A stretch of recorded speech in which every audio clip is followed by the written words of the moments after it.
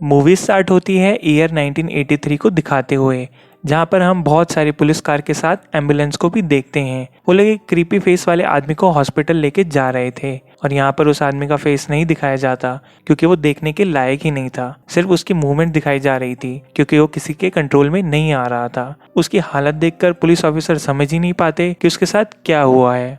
Investigation के लिए detectives उसे कुछ क्वेश्चंस करते हैं लेकिन वो कुछ भी नहीं बताता। और जब पुलिस ऑफिसर बाहर होता है तो वो आदमी रूम की विंडो से कूदकर सुसाइड कर लेता है और वहीं पे उसकी डेथ हो जाती है। फिर हमें फ्लैशबैक में 2 हफ्ते पहले का सीन दिखाया जाता है, जहाँ पर हम तकरीबन 12 साल के बच्चे को देखते हैं जिसका नाम ऑस्कर था। ऑस्कर अपनी मदर के साथ रहता था क्योंकि उसके पेरेंट्स का डाइवर्स हो गया था। दूसरी तरफ स्कूल में एक लड़का जो कि काफ़ी रूड था, वो और उसके फ्रेंड्स मिलकर ऑस्कर को परेशान किया करते थे। इसलिए ऑस्कर काफ़ी अपसेट रहता था क्योंकि उसके स्कूल और पर्सनल लाइफ दोनों में इश्यूज़ थे।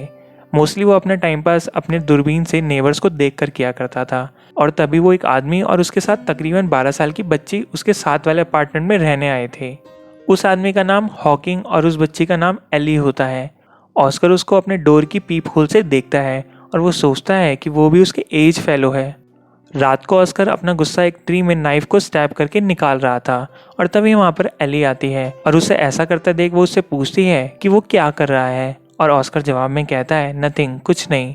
और तभी ऑस्कर उसे इम्प्रेस करने की कोशिश करता है लेकिन एली ये कहकर वहाँ से चली जाती है कि वो लोग कभी भी फ्रेंड्स नहीं बन सकते। फिर हम हॉकिंग को देखते हैं जो कि एक लेडी के कार में मास्क लगाकर बैठा हुआ था और कार जैसे ही स्टॉप पर रुकती है हॉकिंग मौके का फ़ायदा उठाकर उस लेडी को जान से मार देता है। उस लेडी की डेड बॉडी को लेकर वो एक जंगल में जाता है जहाँ पर वो उस लेडी का सारा खून निकाल लेता है और घर ले आता है। घर आकर वो ब्लड एली को दे देता है। फिर ऑस्कर और एली दोबारा मिलते हैं और ऑस्कर उसे एक पजल क्यूब सॉल्व करने के लिए देता है क्योंकि एली को पजल्स बहुत पसंद थे। फिर एली ऑस्कर को अपनी एज बताती है। वो बताती है कि वो 12 साल की है और ये सुनकर ऑस्कर खुश हो जाता है और वहाँ से चला जाता है। फिर हम एक आदमी को देखते हैं जो कि अपने घर की तरफ जा रहा होता है और वो रास्ते में एली को बैठा हुआ देखता है और जैसे ही वो आदमी एली के पास आता है एली उसे बहुत ही ब्रूटल तरीके से मार डालती है और उसे मारने के बाद उसका सारा खून पी जाती है। और यहाँ पर हमें पता चल जाता है कि एली कोई नॉर्मल लड़की नहीं है बल्कि वो एक ब्लड सकर है।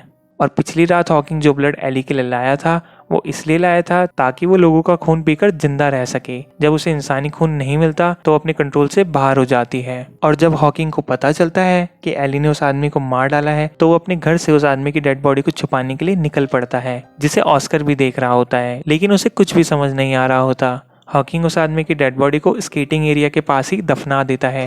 फिर ऑस्कर और एली दोबारा मिलते हैं तो वो देखता है कि एली ने वो पजल ईजिली सॉल्व कर लिया है, जिसे देखकर वो इम्प्रेस हो जाता है और वो ऑस्कर को भी पजल सॉल्व करना सिखाती है।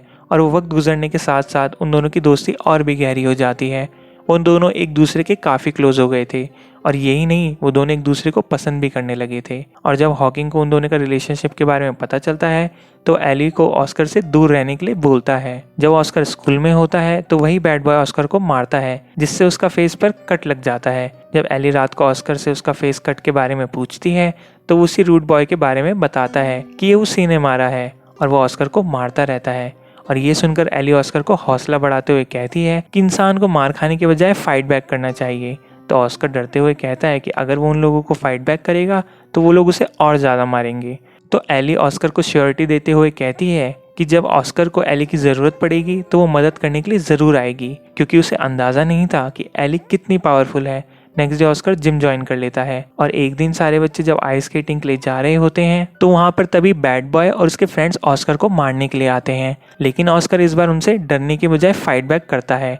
वो उस लड़के को रॉड से मारता है जिससे उसके कान से खून आने लगता है, जबकि टीचर और बच्चों को आइस में उस आदमी की डेड बॉडी मिलती है जिसे एली ने मारा था और हॉकिंग ने दफनाया था। और उसे देखकर सारे बच्चे डर जाते हैं और वहीं पर पुलिस ऑफिसर भी आते हैं और प्रिंसिपल ऑस्कर को सस्पेंड करने की बातें कर रही होती है, लेकिन फिर उसे छोड़ दिया जाता है। और ऑस्कर काफ़ी खुश था क्योंकि उसने डरने की बजाय बहादुरी से मुकाबला किया था और इस बात को एली के साथ भी डिस्कस करता है। हॉकिंग अपने दूसरे शिकार के लिए निकल जाता है और एक लड़की की गाड़ी में जाकर बैठ जाता है, लेकिन इससे पहले वो कुछ कर पाता उस लड़के का दूसरा दोस्त गाड़ी में आकर बैठ जाता है। और अब यहाँ हॉकिंग सोच में पड़ जाता है कि वो उन दोनों को कैसे मारेगा। और तभी गाड़ी एक पेट्रोल पंप पर रुकती है और उसके बाद दोनों में से एक लड़का स्टोर में कुछ परचेजिंग करने के लिए जाता है और उसके वापस आने से पहले वो दूसरे लड़के पर अटैक कर देता है। और जब गाड़ी को ले जाने के लिए वो फ्रंट सीट पर आता है तब वो लोग उसे देख लेते हैं और उसके पीछे भागने लगते हैं। वहाँ से बचने के लिए हॉकिंग इतनी तेज़ी से कार चलाता है कि उसकी कार एक दूसरी कार से टकरा जाती है और क्रैश हो जाती है और उलट जाती है और एक्सीडेंट से हॉकिंग को चोट लग जाती है और सामने से उसको पकड़ने के लिए दूसरे लड़के भी आ रहे होते हैं। पर तभी अपनी पहचान ख़त्म करने के लिए अपने मुंह पर एसिड गिरा देता है, जिसकी वजह से उसका फेस पूरी तरह जल जाता है और फेस जलने की वजह से वो पहचान में नहीं आ रहा था। फिर उसे हॉस्पिटल ले जाया जाता है और यहाँ पर हमें ये पता चलता है कि मूवी के स्टार्ट में हम जिस क्रीपी फेस वाले आदमी को देख रहे होते हैं वो कोई और नहीं बल्कि वो हॉकिंग ही था। और हॉकिंग का फेस बदसूरत इसलिए लग रहा था क्योंकि उसने अपने फेस पर एसिड गिरा लिया था। और जब एली को इस बात का पता चलता है तो हॉस्पिटल में जाती है और काउंटर पर एक नर्स उसे कहती है कि हॉकिंग पुलिस की कस्टडी में है तो उससे बात नहीं कर सकती। और ये सुनकर बगैर कुछ कहे एली वहाँ से चली जाती है और वो हॉस्पिटल की विंडोज पे चढ़ के हॉकिंग के रूम के विंडो तक पहुँच जाती है। तब हॉकिंग भी उससे मिलने के लिए विंडो के पास आता है और वो एली को खून पिलाने के लिए खुद को ही उसके सामने पेश कर देता है क्योंकि इस वक्त एली को ब्लड की बहुत ज़रूरत थी। और इसी दौरान हॉकिंग विंडो से नीचे गिर जाती है और जब डिटेक्टिव उसके पास आकर उसे देखते हैं तो उन्हें उसकी डेड बॉडी मिलती है। वहीं पर एली भी खड़ी होती है पर पुलिस ऑफिसर्स का ध्यान उस पर नहीं जाता। एली काफी सैड थी और वो ऑस्कर के रूम की विंडो पर आकर नॉक करती है और ऑस्कर उसे अंदर बुला लेता है और ऑस्कर वहाँ पर एली को अपनी क्लोज फ्रेंड बनने का कहता है और एली खुशी से इस बात को एक्सेप्ट कर लेती है और वो कहती है कि मैं एक लड़की नहीं हूँ और इस बात को ऑस्कर इग्नोर कर देता है। और कुछ ऑफिसर्स एली के घर की इन्वेस्टिगेशन करने आते हैं क्योंकि उन्हें हॉकिंग की डेथ के पीछे सुसाइड की जगह कोई और ही वजह लग रही थी। और पुलिस ऑफिसर का शक एली पर इसलिए था क्योंकि जब वो हॉस्पिटल में हॉकिंग से मिलने आई थी तो वो बगैर कुछ कहे ही वहाँ से चली गई थी। ऑस्कर एली को एक सीक्रेट प्लेस पर लेकर जाता है जिसके बारे में और किसी को भी नहीं पता था और वहाँ पर ऑस्कर एली से ब्लड रिलेशन बनाने के लिए अपनी फिंगर को कट करता है और वो एली को ऐसा करने के लिए कहता है।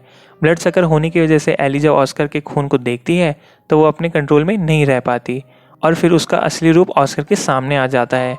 अब वो ऑस्कर को कोई नुकसान नहीं पहुंचाना चाहती थी इसलिए वो वहाँ से भाग जाती है और वहीं पर वो एक रहने वाले कपल को देखती है और वो उस लेडी पर अटैक कर देती है और उसे काट लेती है। और ये सब कुछ ऑस्कर भी देख रहा था और अब ऑस्कर एली के बारे में सब कुछ जान चुका था कि वो एक नॉर्मल इंसान नहीं बल्कि एक वैम्पायर है जो लोगों का खून पीती है। फिर ऑस्कर अपने फादर को कॉल करता है लेकिन उसके फादर उससे ज़्यादा बात नहीं करते।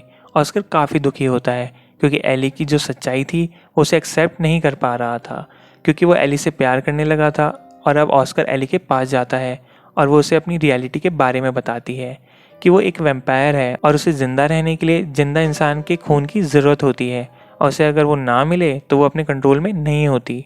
वो कहती है कि वो किसी को भी नुकसान पहुंचाना नहीं चाहती लेकिन अपनी नीड की वजह से वो उसे ऐसा करना पड़ता है। ऑस्कर उससे पूछता है कि वो कब से 12 साल की है तो वो कहता है कि मैं बहुत सालों से 12 साल की हूँ क्योंकि उसकी एज नहीं बढ़ती। तब ऑस्कर को टेबल पर एक पिक्चर नजर आती है जिसमें एली के साथ एक दूसरा लड़का भी था। ऑस्कर उस पिक्चर को देखकर जेलस फील करता है और गुस्से में वहाँ से चला जाता है। और दूसरी तरफ जिस लेडी को एली ने काटा था वो अजीब बिहेव कर रही थी क्योंकि अब वो भी ब्लड सकर बन गई थी और वो खुद को ही काट रही थी। सुबह होने की वजह से ये वैम्पायर सूरज की रोशनी को बर्दाश्त नहीं कर पाते और जैसे ही नर्स दरवाजा खोलती है तो सूरज की रोशनी की वजह से वो जलकर मर जाती है और उसी वजह से वो नर्स भी जलकर मर जाती है। डिटेक्टिव जब ये देखता है तो काफी हैरान और परेशान हो जाते हैं। ऑस्कर की डोरबेल बजती है और जब वो चेक करता है तो वहाँ एली थी और वो ऑस्कर को उसे अंदर आने के लिए कहती है लेकिन ऑस्कर उसे विदाउट परमिशन अंदर आने के लिए कहता है और इसी वजह से एली को ब्लीडिंग होने लगती है और फिर फौरन वो एली को अंदर आने के लिए कहता है और एली फिर से अपनी नॉर्मल हालत में आ जाती है। और यहाँ पर हमें वैम्पायर्स की असलियत का पता चलता है कि वो विदाउट परमिशन किसी के घर में एंटर नहीं कर सकते और फिर वो दोनों एक दूसरे को हक कर लेते हैं और अब वो दोनों एक दूसरे से पहले से भी ज़्यादा प्यार करने लगे थे। अब एक पुलिस ऑफिसर एली पर नज़र रख रहा था क्योंकि जो कुछ उस लेडी के हस्बैंड ने एली के बारे में बताया था और नर्स ने भी वही बताया था और अब इन सब के पीछे एली को ही रिस्पॉन्सिबल समझा जा रहा था। और जब पुलिस ऑफिसर्स एली को पकड़ने के लिए उसके घर आते हैं तो वहाँ पर ऑस्कर भी होता है और जब पुलिस ऑफिसर बाथटब के पास आता है तो एली उस पर अटैक कर देती है और उसे काट लेती है। ये सब कुछ ऑस्कर भी देख रहा था और पुलिस ऑफिसर ऑस्कर से हेल्प मांगता है लेकिन ऑस्कर एली की हेल्प करते हुए पुलिस ऑफिसर की कोई हेल्प नहीं करता और दरवाजे को बंद कर देता है और पुलिस ऑफिसर वहीं पर मारा जाता है। फिर वो दोनों मिलकर उसी सीक्रेट प्लेस में पुलिस ऑफिसर को छुपा देते हैं। अब पुलिस ऑफिसर की डेथ की वजह से वहाँ पर दूसरे पुलिस ऑफिसर भी आने वाले थे और इसलिए एली को ऑस्कर को छोड़कर जाना पड़ता है। ऑस्कर सैड होता है क्योंकि वो एली से बहुत ज़्यादा प्यार करता था। स्विमिंग डे वाले दिन वो बैड बॉय और उसके फ्रेंड्स ऑस्कर से रिवेंज लेने के लिए वहाँ पर आते हैं और जैसे ही प्रैक्टिस शुरू होती है वो टीचर को कुछ झूठ बोलकर वहाँ से बाहर भेज देते हैं और टीचर के वहाँ से जाने के बाद वो लोग डोर को अंदर से बंद कर देते हैं और बाकी बच्चों को भी स्विमिंग पूल से बाहर निकाल दिया जाता है और वो लोग ऑस्कर को काफ़ी परेशान करते हैं। वो ऑस्कर को टॉर्चर करके कहते हैं कि उसे 3 मिनट तक अपनी सांस को पानी में रोककर रखना होगा और अगर वो ऐसा नहीं कर पाया तो वो लोग उसकी एक आंख निकाल देंगे। काफ़ी देर ऑस्कर पानी में रह लेता है, फिर थोड़ी देर बाद उसकी हालत ख़राब होने लगती है और तभी वहाँ पर एली आती है और वो उन तीनों को बुरी तरीके से मार डालती है। ऑस्कर पानी से बाहर आता है और उसकी हालत काफ़ी ख़राब होती है और यहाँ पर वो एली की लॉयल्टी देखकर अपना सब कुछ छोड़कर उसके साथ जाने को तैयार हो जाता है। और जब ऑस्कर ट्रेन में होता है तो उसके सामने एक बहुत बड़ा बॉक्स पड़ा होता है और उसके अंदर एली थी। और क्योंकि सुबह के वक्त वैम्पायर धूप में नहीं रह सकते थे और वो लोग अपनी न्यू लाइफ की स्टार्टिंग के लिए निकल जाते हैं और यहाँ पर हमें पता चलता है कि ऑस्कर जब एली के घर गया था और उसने एली के साथ जिस बच्चे की पिक्चर देखी थी वो कोई और नहीं बल्कि हॉकिंस था। क्योंकि एली तो कई सालों से 12 साल की ही थी, वो बढ़ती ही नहीं थी, लेकिन हॉकिंस बढ़ते बढ़ते बूढ़ा हो गया था। क्योंकि अब हॉकिंस मर चुका था तो एली को सर्वाइव करने के लिए ऑस्कर की ज़रूरत थी और वो उससे फ्रेंडशिप कर लेती है और उन दोनों में प्यार हो जाता है। और जब वो दोनों एक दूसरे से प्यार करते हैं तो एली ऑस्कर को काट कर उसे भी वैम्पायर बना देती है और वो दोनों हमेशा के लिए एक दूसरे के साथ लाइफ स्पेंड करते हैं और यहीं पर ये मूवी एंड हो जाती है।